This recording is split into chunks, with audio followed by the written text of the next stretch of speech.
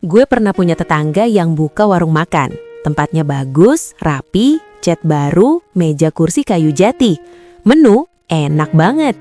Dia rajin promosi di grup WhatsApp, pasang spanduk gede, bahkan sempat viral di sosmed lokal. 3 bulan kemudian, tutup. Sementara di ujung jalan yang sama, ada warung Tionghoa. Bangunan tua, cat ngelupas, meja plastik campur aduk. Tapi dari pagi sampai malam, rame terus. Udah puluhan tahun masih berdiri. Gue yakin lo pernah lihat fenomena ini. Bahkan mungkin lo sendiri pernah ngalamin. Usaha udah jalan, produk udah oke, tapi kok ya gitu-gitu aja. Gak mati tapi juga gak hidup. Jalan di tempat, capek tapi hasilnya gak sebanding. Terus lo mulai mikir, apa gue gak bakat dagang ya? Tapi coba deh lo perhatiin, masalahnya bukan di produk, bukan juga di marketing, bahkan bukan di modal. Masalahnya ada di keputusan-keputusan kecil yang lo ambil setiap hari. Keputusan yang lo pikir bener, tapi sebenarnya ngabisin energi dan uang lo pelan-pelan. Dan yang bikin frustasi, kesalahan ini jarang banget disadari. Karena kesalahannya nggak berisik, nggak dramatis, tapi merusak dari dalam. Hari ini, gue mau bahas kesalahan-kesalahan itu. Kesalahan yang terus diulang sama pedagang Indonesia, tapi justru dihindari sama pedagang dari budaya dagang yang udah ratusan tahun bertahan. Ini bukan soal siapa lebih hebat, ini soal kenapa usaha yang kelihatan bagus bisa mati, sementara usaha yang kelihatan biasa aja bisa awet puluhan tahun. Sebelum kita lanjut, gue mau lurusin dulu. Video ini bukan buat bandingin orang Indonesia kalah sama orang China. Enggak, ini tentang pola pikir dagang, tentang kebiasaan yang berbeda, tentang cara pandang yang beda dalam ngelola usaha. Gue nggak lagi ngomongin ras atau etnis, gue ngomongin strategi. Dan strategi itu bisa dipelajari siapa aja. Kenyataannya, budaya dagang orang Tionghoa udah ratusan tahun. Mereka udah melewati siklus naik turun usaha berkali-kali. Dan dari situ ada pola-pola tertentu yang kelihatan jelas, apa yang berhasil, apa yang gagal. Sementara di Indonesia, banyak dari kita baru mulai generasi pertama. Orang tua kita pegawai, kita baru mulai jualan. Jadi wajar kalau kita belum punya warisan strategi dari keluarga. Dan justru disinilah letak masalahnya. Kita sering belajar dagang dari iklan, seminar motivasi, atau trial and error sendiri. Jarang yang belajar dari pengalaman panjang keluarga pedagang. Akibatnya, kita sering ngulang kesalahan yang sama. Kesalahan yang sebenarnya udah pernah dialamin dan diperbaiki sama pedagang generasi sebelumnya di budaya lain. Jadi sekali lagi, ini bukan soal siapa lebih pintar. Ini soal siapa yang belajar dari kesalahan lebih cepat. Dan hari ini, gue mau ngajak lu belajar dari kesalahan yang sering banget terjadi, tapi jarang disadari. Kesalahan 1, terlalu mengejar gengsi usaha. Ini yang paling sering gue lihat. Orang Indonesia tuh suka banget mikir, kalau usaha harus kelihatan bagus dulu. Jadi, apa yang terjadi? Baru mulai usaha, langsung sewa tempat di lokasi strategis, beli peralatan mahal, bikin logo profesional, interior bagus, seragam karyawan rapih. Padahal belum tahu produknya laku atau enggak. Gue nggak bilang gengsi itu salah, tapi kalau gengsi datang lebih dulu dari cash flow, lo udah mulai dengan beban. Sekarang bandingkan sama pedagang Tionghoa. Mereka mulai dari yang paling sederhana, warung kecil, gerobak, kontrakan, bahkan kadang mereka tidur di toko sendiri buat ngirit. Kenapa? Karena mereka paham satu hal. Usaha itu bukan soal terlihat sukses. Usaha itu soal bertahan. Mereka nggak peduli dibilang pelit atau sederhana. Yang penting, uang masuk lebih besar dari uang keluar. Titik. Dan baru setelah usaha jalan, menghasilkan, stabil, mereka perlahan upgrade. Tapi kita sering kebalik. Kita upgrade dulu, baru usaha jalan. Hasilnya apa? Modal habis duluan sebelum usaha ngasilin. Kesalahan 2, takut kelihatan kecil. Ini efek samping dari kesalahan pertama. Kita takut dikira usaha kecil-kecilan, takut dianggap nggak serius, takut nggak dipercaya pelanggan. Jadi kita maksa tampil besar, padahal dalamnya masih rapuh. Contoh nyata, lo baru mulai jualan kue online, tapi lo langsung bikin brand seolah-olah lo udah punya pabrik. Lo pasang harga premium, lo pakai packaging mewah, lo sebut diri lo CEO, padahal dapur lo masih dapur rumah, oven lo cuma satu, lo belum punya sistem produksi yang jelas. Akibatnya apa? Begitu orderan nambah dikit, lo kewalahan, kualitas turun, komplain masuk, terus pelanggan kabur. Sekarang, bandingkan sama pedagang Tionghoa yang jual kue atau roti. Mereka mulai jujur dari awal. Toko kecil, produksi terbatas. Mereka nggak pura-pura besar, tapi mereka konsisten. Hari ini rotinya segini, besok ya segini, lusa juga segini. Pelanggan mulai percaya. Karena apa? Karena mereka ngelihat, oh ini usaha serius, nggak asal-asalan. Dan perlahan, dari konsisten itu mereka bisa besar, tapi nggak pakai topeng. Pelajarannya simple, lebih baik kelihatan kecil tapi kuat, daripada kelihatan besar tapi rapuh. Kesalahan 3, ingin cepat untung besar. Ini penyakit klasik. Kita pingin untung cepat, pingin balik modal cepat, pingin kaya cepat. Jadi apa yang terjadi? Lo pasang margin gede banget. Lo pikir kalau margin 100%, cukup jual 10 biji aja udah balik modal. Masalahnya, pelanggan gak bodoh. Mereka bisa bandingin harga. Mereka tahu nilai wajar, dan begitu mereka ngerasa lo ngasih harga kemahalan, mereka nggak balik. Sekarang, lihat cara dagang orang Tionghoa. Mereka pasang margin tipis, kadang cuma 10-20%. Lo pasti pernah dengar, kok murah banget sih? Untungnya dari mana? Untungnya dari volume dan perputaran. Mereka nggak ngejar untung besar sekali jual, mereka ngejar untung kecil, tapi sering. Jual 1000 kali untung 5.000, totalnya 5 juta. Itu lebih bagus daripada jual 10 kali untung 100.000, total cuma 1 juta. Dan yang paling penting, uang mereka cepat muter. Uang muter artinya apa? Artinya lo bisa beli barang lagi, jual lagi, untung lagi, cepat, terus-terusan. Sementara kalau margin lo gede, tapi barang nggak laku, uang lo nganggur, numpuk jadi stok, dan stok yang nggak laku itu bukan aset, itu beban. Jadi ingat, dagang itu bukan soal untung sekali besar. Dagang itu soal untung kecil, tapi bertahan lama. Kesalahan 4, margin terlalu besar tapi lambat. Kita lanjut dari tadi, soal margin. Gue tahu lo pasti pernah dengar, jangan jual murah, nanti dianggap murahan. Atau, kalau harga murah, nanti pelanggan gak percaya kualitasnya. Oke, ada benarnya, tapi itu bukan hukum mutlak. Banyak usaha yang mati bukan karena harga terlalu murah, tapi karena harga terlalu mahal, sementara gak ada yang beli. Gue kasih contoh real. Lo jualan baju, modal 50.000, lo jual 150.000, margin 100.000. Kelihatan enak banget kan? Tapi ternyata sebulan cuma laku 5 baju, total untung 500.000.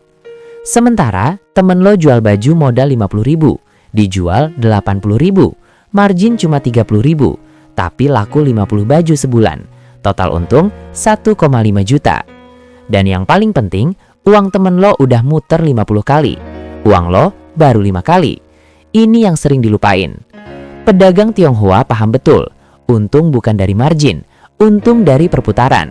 Mereka lebih milih untung kecil tapi laku keras, daripada untung gede tapi nggak laku. Dan dari situ, mereka bisa bayar supplier lebih cepat, kadang dapat diskon lagi, punya cash buat stok barang lagi, nggak stres nungguin barang laku. Sementara lo masih nunggu 1 bulan buat jual 5 baju. Jadi ingat, dagang itu permainan cash flow, bukan permainan margin. Kesalahan 5, ganti-ganti produk tanpa data. Ini juga sering banget. Usaha belum jalan 3 bulan, udah ganti produk. Bulan pertama jualan baju, bulan kedua jualan sepatu, bulan ketiga jualan aksesoris HP. Alasannya, yang ini kurang laku, coba yang lain deh. Masalahnya, lo nggak tahu kenapa nggak laku. Apakah karena produknya emang nggak dicari, atau karena lo belum promosi yang benar, atau karena harganya kemahalan, atau timingnya salah. Lo nggak tahu, lo cuma ganti aja. Akibatnya apa? Lo nggak punya identitas usaha, pelanggan bingung, ini jualan apa sih sebenarnya? Dan yang paling berbahaya, lo nggak pernah belajar dari kesalahan. Karena sebelum lo tahu salahnya di mana, lo udah pindah haluan. Sekarang lihat pedagang Tionghoa. Mereka bisa jualan produk yang sama puluhan tahun. Warung nasi sama, menu sama, rasa sama, harga stabil. Apa mereka nggak bosan? Mungkin. Tapi mereka paham, konsistensi itu aset. Pelanggan tahu kalau mau makan nasi campur enak, ya kesini. Nggak ada drama, nggak ada ganti-ganti menu setiap minggu, nggak ada promo aneh-aneh. Dan justru karena konsisten itu, pelanggan percaya. Dan kepercayaan itu yang bikin mereka balik lagi dan lagi. Pelajarannya, sebelum lo ganti produk, pastikan lo udah bener-bener paham kenapa produk sebelumnya nggak jalan. Kalau belum, jangan ganti, perbaiki dulu. Kesalahan 6. Fokus promosi, lupa repeat customer. Ini yang paling nyesek. Kita terlalu fokus cari pelanggan baru, iklan sana-sini, promo diskon besar-besaran, endorse influencer, bayar ads. Tapi pelanggan lama diabaikan. Padahal, tahu nggak? Biaya buat dapetin pelanggan baru itu 5-7 kali lebih mahal daripada nge-retain pelanggan lama. Dan pelanggan lama punya kecenderungan lebih besar buat beli lagi, bahkan beli lebih banyak. Tapi kita malah sibuk kejar pelanggan baru, terus pelanggan lama kabur karena ngerasa nggak diperhatiin. Sekarang lihat pedagang China, mereka ingat pelanggan lama, literally. Mas, mau pakai yang biasa? Mbak, kayaknya minggu lalu belum sempat mampir ya? Mereka bikin pelanggan ngerasa dihargai, ngerasa jadi bagian dari toko itu. Dan dari situ, pelanggan jadi loyal, gak gampang pindah ke kompetitor cuma gara-gara diskon 5.000. Jadi ingat, pelanggan baru itu penting, tapi pelanggan lama itu emas. Jangan sampai lo sibuk cari emas baru, sementara emas lo yang lama hilang karena lo gak jaga. Kesalahan 7. Campur uang pribadi dan usaha. Ini bener-bener fatal. Dan hampir semua pedagang pemula ngalamin ini. Kita nggak pisahin uang usaha sama uang pribadi. Satu dompet, satu rekening, campur jadi satu. Akibatnya apa? Lo nggak tahu usaha lo untung atau rugi. Hari ini jualan laku 500.000, tapi lo ambil 200.000 buat makan, bensin, bayar wifi rumah. Sisanya 300.000 lo pakai buat beli stok. Sebulan kemudian, lo bingung, kok uangnya nggak nambah ya? Ya karena lo nggak tahu berapa untung beneran dari usaha, berapa yang harusnya masuk ke kantong lo sebagai gaji, dan berapa yang harusnya balik ke usaha. Sekarang lihat pedagang Tionghoa, mereka disiplin banget soal ini. Uang usaha ya uang usaha, uang pribadi ya uang pribadi, nggak dicampur. Bahkan kadang mereka hidup sederhana banget di awal, makan seadanya, tinggal di tempat murah. Kenapa? Supaya uang usaha nggak keganggu. Mereka tahu kalau usaha kuat, hidup pribadi bisa enak nanti. Tapi kalau usaha lemah karena uangnya sering dicolong buat keperluan pribadi, ya ujung-ujungnya bangkrut. Jadi ingat, pisahin uang usaha dan pribadi. Ini bukan pilihan, ini wajib. Kesalahan 8. Terlalu cepat ambil utang. Gue ngerti, modal terbatas, pengen cepet gede. Solusinya, utang. Tapi ini jebakan. Banyak orang ambil utang sebelum usahanya proven. Sebelum tahu, oke, usaha gue bisa ngasilin untung stabil atau enggak. Mereka mikir kalau modal besar pasti usaha langsung laku.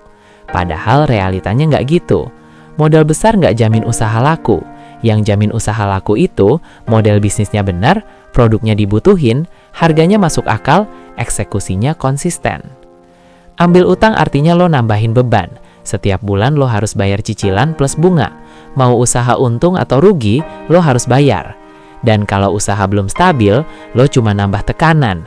Ujung-ujungnya, lo jualan bukan buat untung, tapi buat bayar utang. Sekarang lihat pedagang Tionghoa.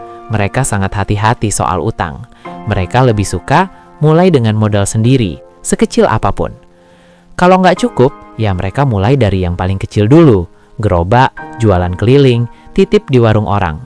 Dan baru setelah usaha terbukti bisa jalan, bisa untung konsisten, mereka baru mikir, oke, sekarang gue butuh modal lebih gede, baru gue utang.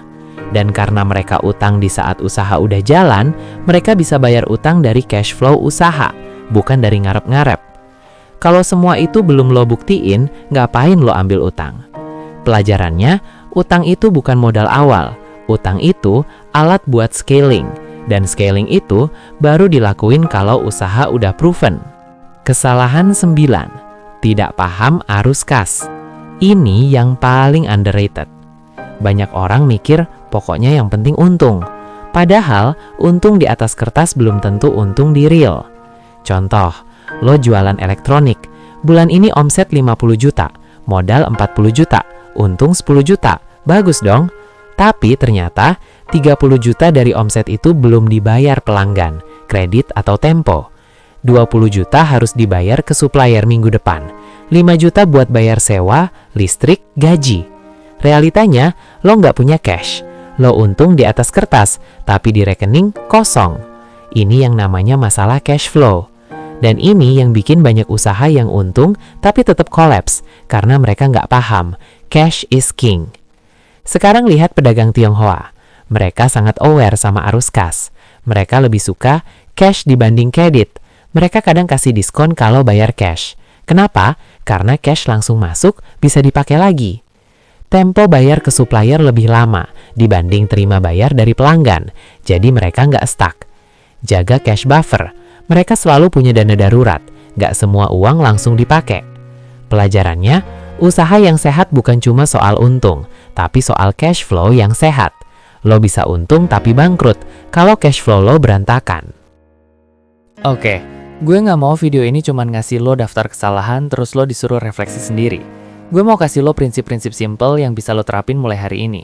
Prinsip yang realistis, bisa dilakuin modal kecil, nggak perlu ubah identitas diri.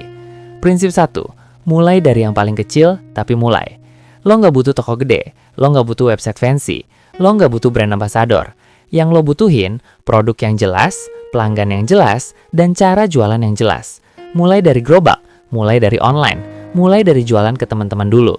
Yang penting, lo mulai. Dan dari situ, lo belajar apa yang laku, apa yang enggak, apa yang dibutuhin pelanggan, apa yang lo kuat jalanin dalam jangka panjang. Prinsip 2, untung kecil tapi sering. Jangan kejar margin gede, kejar perputaran cepat. Pasang harga yang masuk akal, bikin pelanggan balik lagi, jual lebih banyak.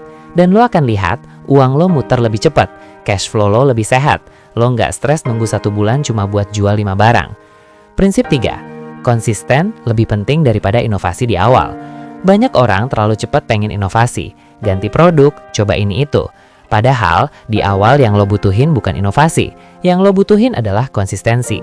Jual produk yang sama, kualitas sama, harga stabil, hari demi hari. Bikin pelanggan percaya sama lo, dan dari kepercayaan itu lo bisa bertahan. Inovasi nanti, setelah lo udah stabil. Prinsip 4, pisahin uang usaha dan pribadi. Ini wajib, nggak ada tawar-menawar. Bikin rekening terpisah, catat pemasukan dan pengeluaran usaha. Lo nggak perlu pakai software accounting ribet, cukup pakai Excel atau bahkan buku catatan biasa.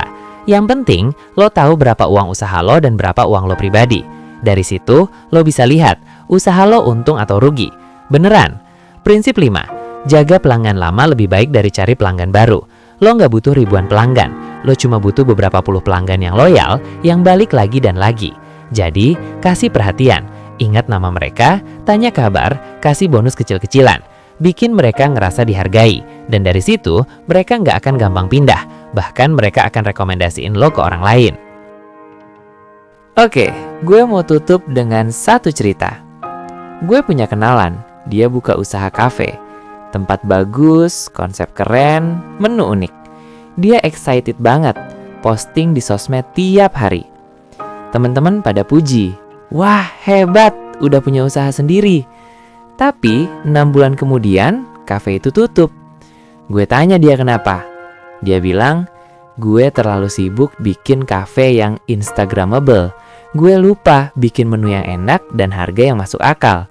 Gue lebih mikirin gimana biar orang pada foto di sini, bukan gimana biar orang balik lagi ke sini. Dan dari situ gue sadar satu hal. Dagang itu bukan lomba siapa yang paling cepat kelihatan sukses.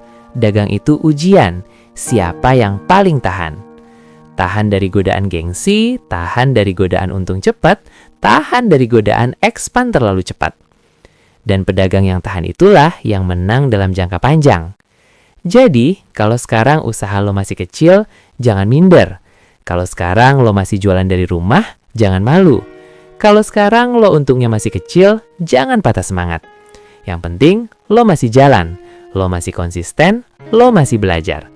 Karena kesalahan terbesar dalam dagang bukan mulai dari kecil. Kesalahan terbesarnya adalah berhenti terlalu cepat karena ngerasa nggak cukup besar. Ingat, pohon besar itu akarnya dalam, dan akar yang dalam itu nggak tumbuh dalam semalam. Jadi tahan, konsisten, fokus ke substansi.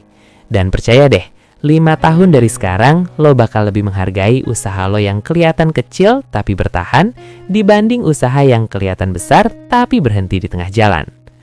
Oke, segitu dulu dari gue. Semoga bermanfaat. Sampai jumpa di video berikutnya. Tetap semangat, tetap jualan, tetap belajar.